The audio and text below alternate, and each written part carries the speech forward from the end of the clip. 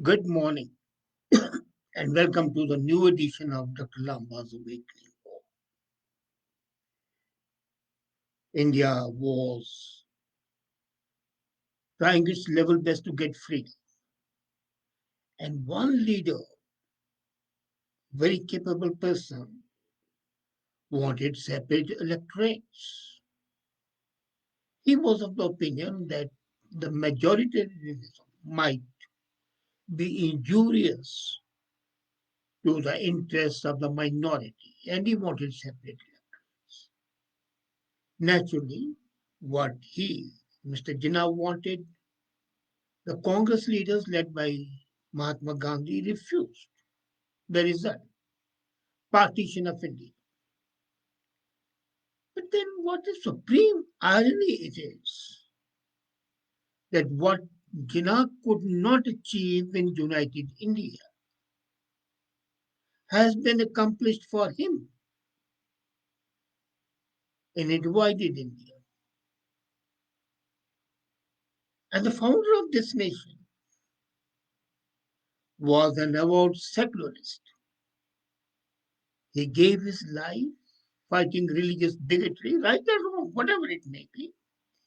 But he did stand for secularism, and many icons are falling today in India.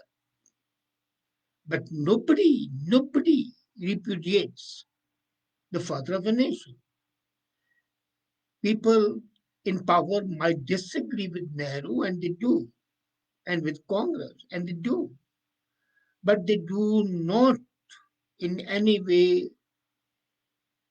repudiate, absorb the principles of Mahatma Gandhi and the Constitution framers followed him, followed his lead, and secularism was enshrined in the very fabric. Independent India saw very clearly what Christ had said: "Give unto Bible, give unto Caesar what is Caesar's." And so God and state remained separate. But when I saw this statement by a legendary Muslim leader of Congress, Salman Khurshid, he wrote a book, and the book is called At Home in India. And basically, he writes Hindus and Sikhs were fighting each other. That's about 1984. He forgets that it was not Hindus and most Sikhs fighting against each other. It was some gundas fighting a community, being thirsty for each other's blood, being murdered. And because of this, now this is a crucial thing, Indian Muslims are very happy. They think Hindus and Sikhs are suffering the fruits of their 1947 karma. They are being punished for the same, for what they did to the Muslims. He forgets that 1947, the riots, Hindus and the Sikhs were equally, equally hurt. Millions of Hindus and Sikhs were killed, their women raped, their properties looted. At least Muslims did not suffer that much because the government of India provided them protection, which the government of Pakistan failed to do so.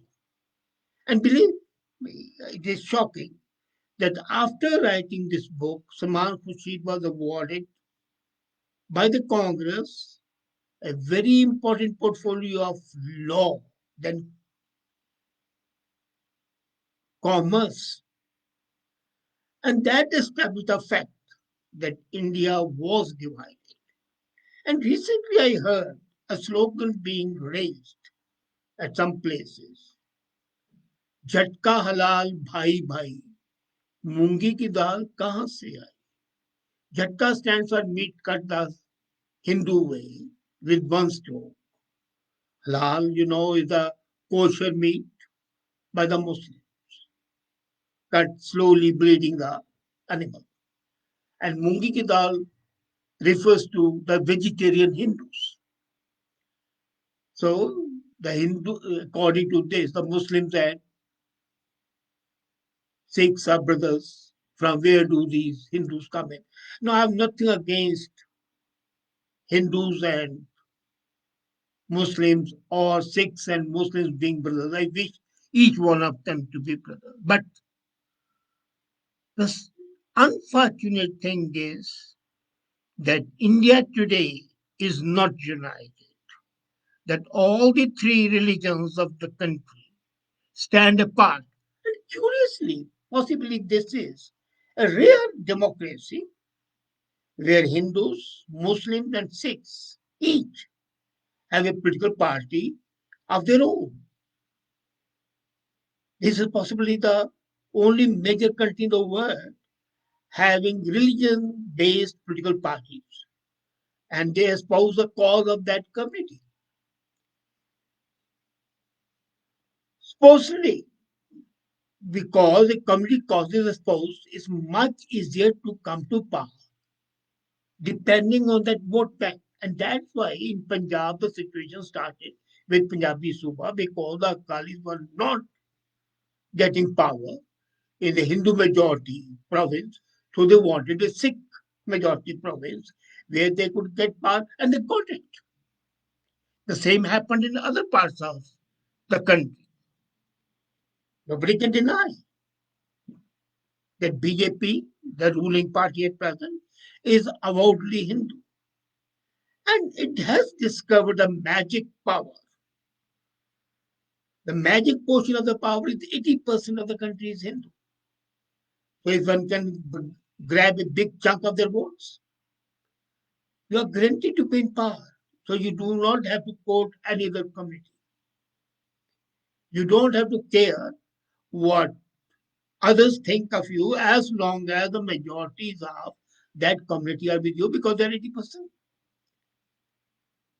And this naturally left India to the other part. The other party, Congress, is in tatters.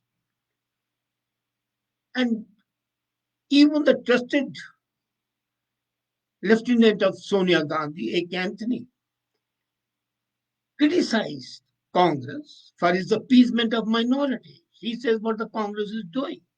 It's appeasing Muslims, and as a result, the mainstream Hindus are getting annoyed, and they are not going to give their votes to the Congress party. So they will lose, and they did lose. And then it's not to deny that the Congress has not played the Hindu card. In the state elections in Gujarat and Madhya Pradesh, it played the soft Hindutva card, and in Gujarat it failed. In Madhya Pradesh it triumphed, though it was later on thrown out. Recently, Congress has supported a dedicated Hindutva party, the Shiv Sena, to grab power. Have the fish and loaves of the power in the India's richest state, Maharashtra. All the three parties are in power in Maharashtra are terrified that BJP will throw them out. And this fear is keeping them united. But we cannot deny that fear and the love for benefit, fish and loaves, keep them bound together. So can Congress be repeatedly playing the Hindus, soft Hindu card by aligning with this party, Shiv Sena? This is what identity politics or faith based politics does. It makes even the parties like Congress that have shown outwardly secular faith for decades, they turn toward the religion to grab votes. And that's what Jinnah was saying, that religion would be a dividing factor and the votes would be cast to the basis of the religion, and the party with the Hindu majority would win. That was his fear. And then he thought that he'll never come back to power. So why not create another country where Muslims are in power and he can be the governor general of that country? Now, another party in India, for example, Owaisi's All India Majlis Muslimin, has done pretty well in Bihar elections this time. And now Owaisi wants to be the new Jinnah of India. So with Akali Dal in Punjab, with Badal being the leaders, or Badals. BJP, no definite leader because it does not believe in family rule. There was Vajpayee, there was Advani, Modi, and Modi is not going to be there forever. Oasis in AIMS, the Muslims. So the three religions, major religions, are getting very cloistered in their citadels and their forts.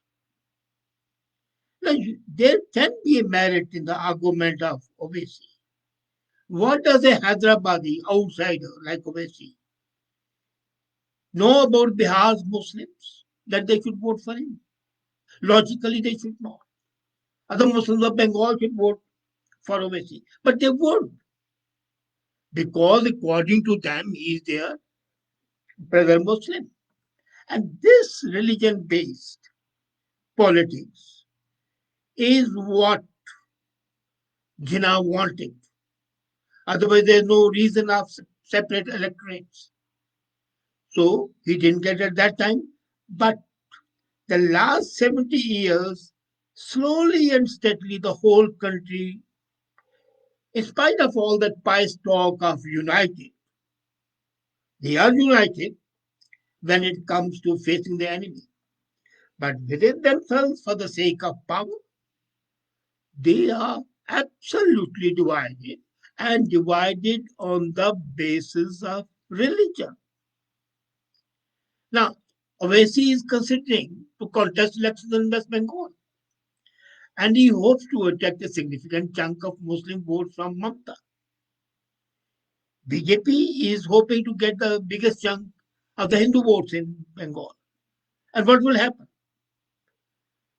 When they come in power, these two opposing parties, BJP and Owaisi's AIMI, they're combined to rule West Bengal. So power is actually trumping, defeating ideology in India today. When people criticize BJP, it's Hindu, it is jingoistic, it's bigoted. And then the same parties would join BJP. You remember Mayawati had joined BJP till she ditched them. And the result is that identity based politics is wrong for many reasons.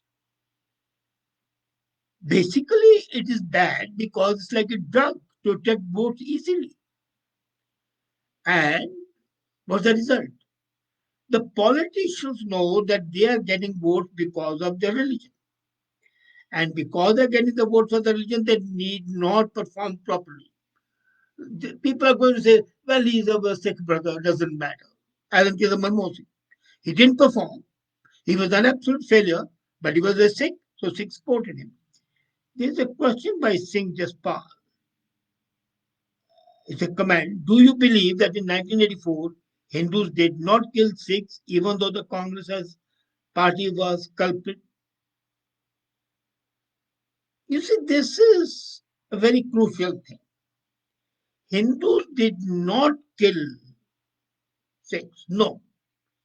It is the killers, the criminals of the Congress party who happened to be Hindus that they killed Sikhs. Now let's differentiate. They did not kill them as Hindus.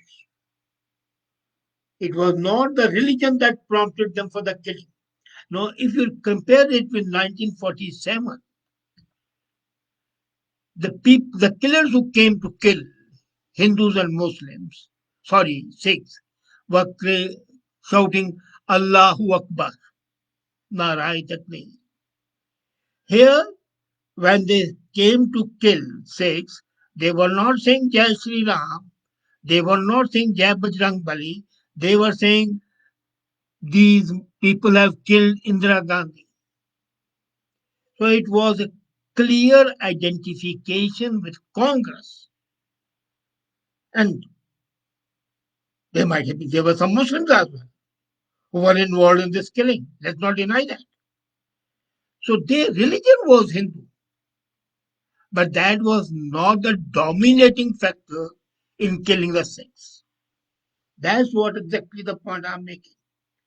But if the things keep on going, then they'll kill as Hindus. The way Bhindranwala's goons, they killed Hindus specifically. As happened in Muzaffarnagar, that they killed Muslims as Hindus. So there's a difference between Hindus killing Sikhs and Hindus killing Muslims. When they kill Muslims, they kill them as Hindus. The cry was very clearly in praise of Jai Bajrang Bali, Jai Sri Ram, and so on. But here they were not raising that cry. So it's a war cry, the battle cry that characterizes the cry. So coming back, we have seen that the politicians, when they are elected because of identity-based politics, religion-based politics, do not need to perform. And the result is the people as a whole suffer. And that's why Pakistan has not been as successful as India. Let's not deny it. And in India also, when the leader is there because of his identity politics, he doesn't perform. And the minority too should be able to throw up politicians whom the majority committee is. Imagine, Dr.Lamba was a Muslim. And yet, can you identify a single Hindu who doesn't like him, who is not viscerally drawn to Dr. Abdul Kalam Azad? So, with almost all the parties in India following the same type of identity politics, then the question arises the validity of Constitution of India. What I discussed the other day, that we need to rewrite the Constitution. Is India indirectly not following Ziaul Haq today, the former dictator of Pakistan, who said that his country's constitution was a scrap of paper? He could tear them anyway. Here you're not tearing it, but you are denying the basic concept. There's another comment by Hima Bhatia. Dispalji, it was all led by the Congress goons, not Hindus. Yes, Hima, that's what I said. It was Congress criminals who happened to be Hindus, but they did not kill because they were Hindus. Now, coming back, all the elected officials in India, whether they are at the state level or at the central level, come and take an oath. I stand and I affirm to abide by the Constitution. But imagine it, how contradictory it is. They have been elected on the basis of their religion. How can they affirm that they'll be secular? They have been going and requesting votes in the name of faith. So, Parliament and state legislative assemblies, the members can all act pure and virginal. Outside the house, they indulge in religious poison to keep their seats intact. Now, isn't this time proper that every party in India, and not just the elected officials, refuse to indulge in identity politics and religion-based politics? Should Constitution not be amended or action being taken that no religion would be invoked for election purposes? This might be a pipe dream, Because, as I said earlier, faith based politics has drugged almost every party. Show me a single party which is not faith, except some marginal parties like CPI, which have no role to play at all. Yes, India is a vibrant democracy. That's I don't deny. I accept it. Nevertheless, if the politicians don't perform well and take it easy of resorting to the religion, how will you be a secular, inclusive, multicultural country? Situation as it is today is ironical, and it proves that Jinnah didn't get a separate electorate. But Indians in India today have got theirs. It's a bitter admission of reality and facts. And it is a time to change these facts into a night dream. Otherwise, this fact will become a nightmare for the country. There's another question also by Singh Jaspal. He wants to continue. You mean goons were without religion or faith? Yes. Where the killing was concerned, as I said, it was not faith based. They might be very religious Hindus, but when they were out to kill, they were out to kill for criminal purposes. My wife saw with her own eyes a guy dragging a fridge after looting a house. And he said, well, look here, we can also use this as an almirah. He didn't say he looted a sick. No, he had looted a rich man. That's the only thing. Criminal elements had joined the goons, and rather the goons had employed criminals, not on the basis of them being Hindus, but their basis being the criminals. I do not deny that many of them might have been, even been the paid criminals, led by criminals like Jagdish Titler, Sajjan Kumar, but they never. No, Jagdish Titler was not a Hindu. He was a Christian. Are you aware of that? So when he got people killed, and he killed people directly or indirectly, whatever, he didn't kill them as Christian or Hindu.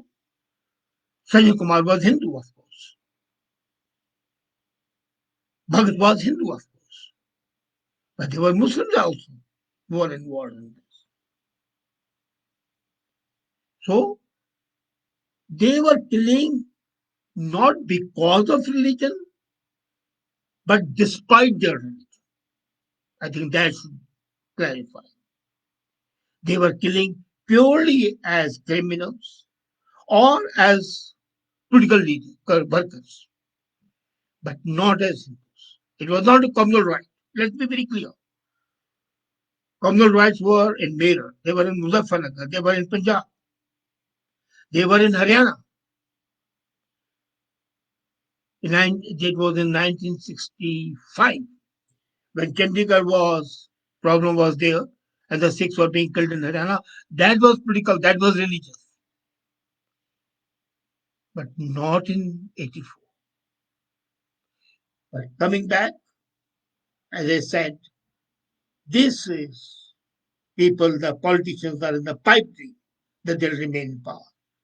But let me tell you, this pipe dream is going to be a nightmare for India if we do not improve and do not ensure that this identity based politics, religion based politics, is abhorred and dumped into dustbin.